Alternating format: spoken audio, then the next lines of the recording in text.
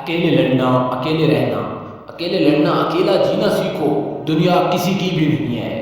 باوضو رہنے سے رزق اور عمر میں اضافہ ہوتا ہے۔ منافقت کی ہمدردی دشمن کی تلوار سے زیادہ خطرناک ہے۔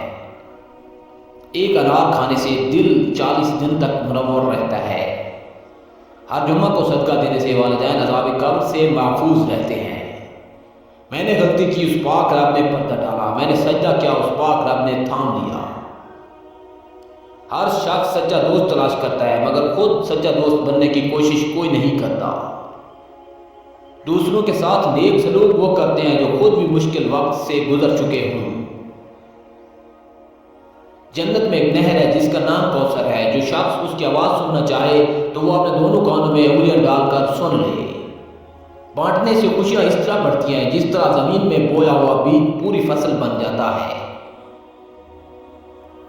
جمعہ کے دن ناخن کاٹنے سے بیماریوں سے شفا ملتی ہے۔ کسی کے ساتھ غلط کر کے اپنی باری کا انتظار ضرور کرنا۔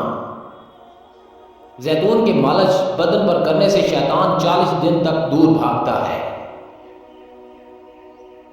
جو اللہ پاک کے دیے ہوئے رزق کو کافی سمجھے وہ زندگی میں کبھی کسی کا محتاج نہیں ہوگا۔ جس شخص نے نہار منہ 7 عدد کھجور کھائے گا اس پر کوئی جادو اثر نہیں کرے گا۔ سورج کی کرنیں زمین پر پڑنے سے پہلے نیند سے اٹھ جایا کرو کیونکہ اس وقت رزق تقسیم کیا جا رہا ہوتا ہے۔ ہر مہینے کے پہلے 3 دن شہد کھانا بڑی تکلیف سے محفوظ رکھتا ہے۔ حضرت علی علیہ السلام جب بھی اذان سنتے تو کانپنے لگتے اور چہرے کا رنگ سرخ ہو جاتا۔ کسی نے پوچھا تو بتایا کہ اتنی بڑی ہستی کا بلایا آیا ہے، نہ جانے میں حق ادا کر پاؤں گا بھی یا نہیں۔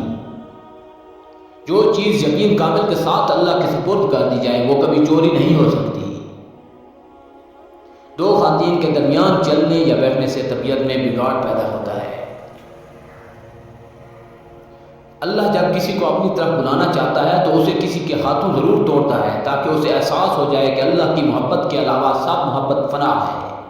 سنت نبی صلی اللہ علیہ وسلم کے طریقے پر سونے والا کبھی ہارٹ اٹیک کا شکار نہیں ہوگا۔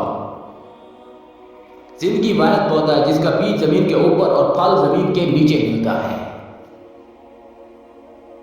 اگر تمہاری آنکھیں خوبصورت ہیں تو تم دنیا سے محبت کرو گے، لیکن اگر تمہاری زبان خوبصورت ہے تو دنیا تم سے محبت کرے گی۔ منہ سے ناخن کاٹنے والا برس کی بیماری میں مبتلا ہو جاتا ہے۔ اپنے نقصان سے ہرگز غمزدہ نہ ہوا کریں کیونکہ اللہ آپ سے اس وقت تک کچھ نہیں واپس لیتا جب تک اس سے بہتر آپ کو عطا نہ کرے۔